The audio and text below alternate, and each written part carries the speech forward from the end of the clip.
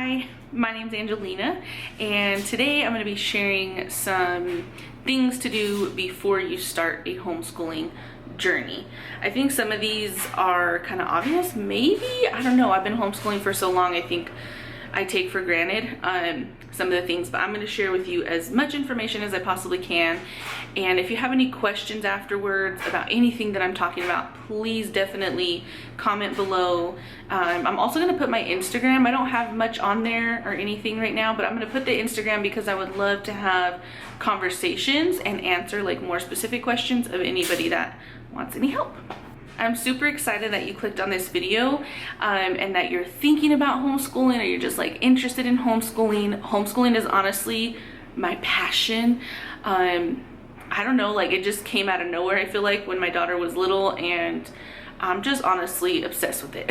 Like I'm obsessed with like learning and teaching, and I want to help as many people as possible to make the process much more easier than it was when we first started, just because I didn't have anybody to ask. I would just like search online and read a bunch of blogs. I was kind of like in it by myself for the most part. So I'm really happy that you're here and that I get to share all this information with you. If you're starting to research homeschool, you might be feeling overwhelmed. There's a lot of information and like a lot of techniques, you know, follow this plan and stuff like that. So I'm going to be talking about this more generally. I'm going to break this down into sections, and hopefully that'll be easier because these are going to be bite-sized pieces that you can just like knock off a list. So the first thing that you want to know is, what are your state's homeschool laws?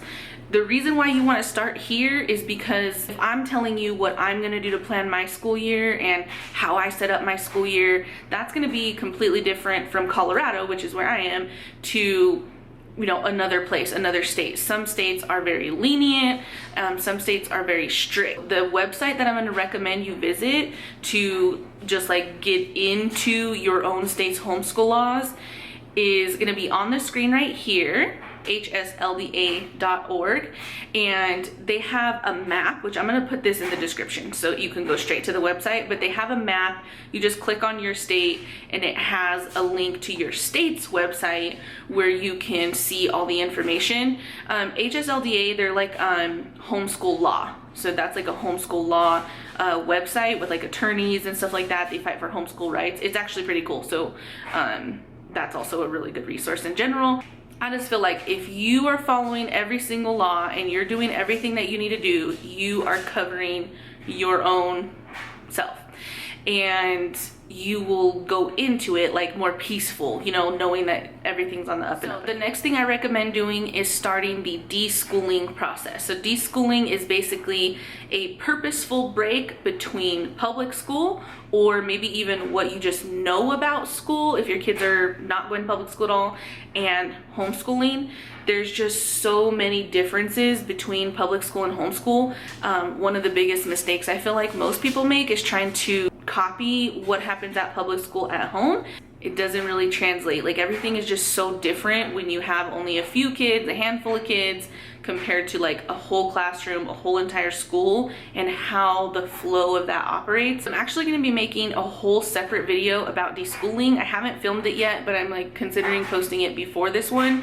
So I'll link it down below if I've already uploaded it, and if not, subscribe to my channel and that'll be coming soon. We are going to start at this point researching curriculum. So you can start researching curriculum during the deschooling process, but I would definitely recommend you do it more towards the end, so that way you know what your preferences are and what the kids' preferences are, so you don't waste any money just buying extra materials and stuff like that. So I would absolutely recommend you just research the heck out of the options and look at and watch, or like read and watch reviews from other parents whose kids are like your same age, who maybe have the same philosophy as you, who maybe have the same like style as you, and you will get a better idea of what those options look like when they're used in an actual homeschool setting, rather than just viewing the curriculum website where it just tells you like what's included and how to use it, but it doesn't go through like the nitty-gritty. Parents who've actually use the curriculum and, you know, they have their hands on it, they're using it every day for a whole entire year most likely, they're going to be the best resource for information. On that same note, just because you see a bad review, try to watch the whole video, I feel like, because sometimes they'll be like, it's a good curriculum, but it didn't work for us because my kid doesn't like XYZ, but maybe your kid loves XYZ. So even bad reviews can still be super helpful. One thing I really love about watching the reviews is that they will do a flip through of the curriculum. I've noticed that most websites, they don't have like full walkthroughs, probably for copyright, you know, they don't want people to copy the pages down, but I love to see like what the pages look like, how much color is in there, are the instructions included, like how in depth is it.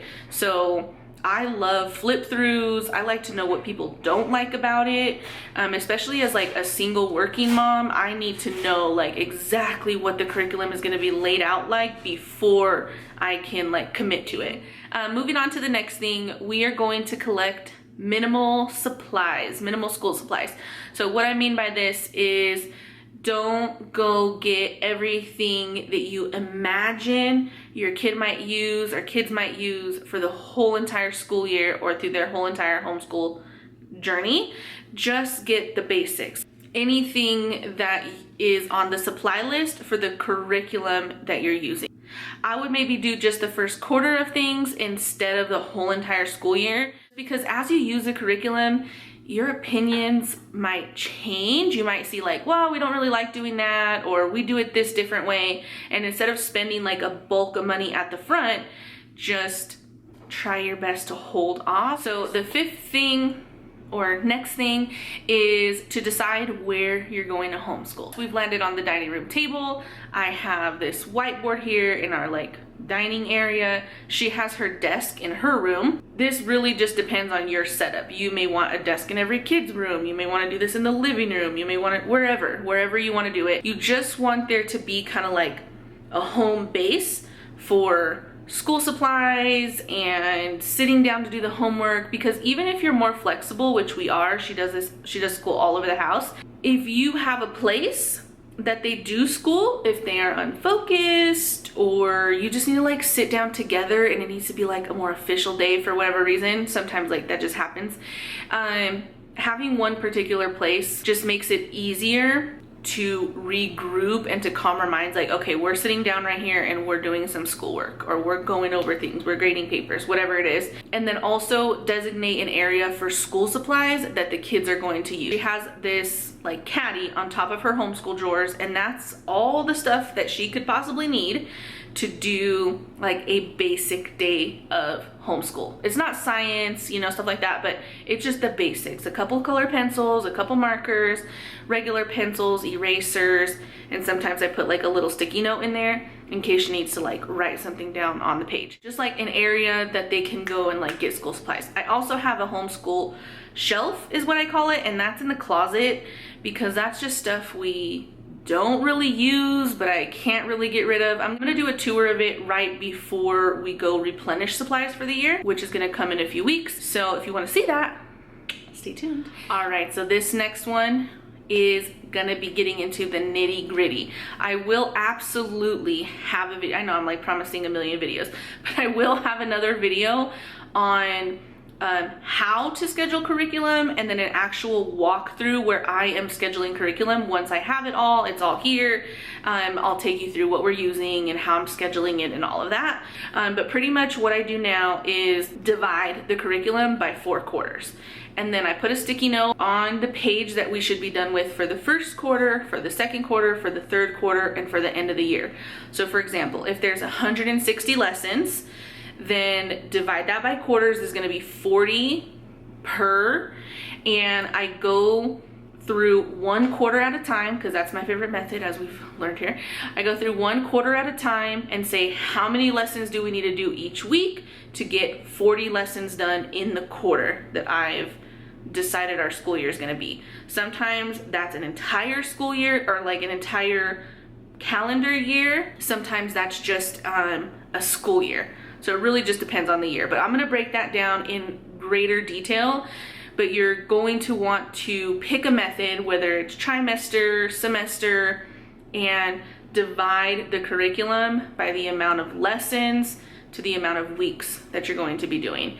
And that will give you a really, really good jumping off point on how you need to schedule your week, and then how you need to schedule the kids' days so that they can complete the curriculum by the end of the year. Last but not least, and this is maybe going to be the scary part because you actually have to jump in and get going, but we are going to ease into the school year.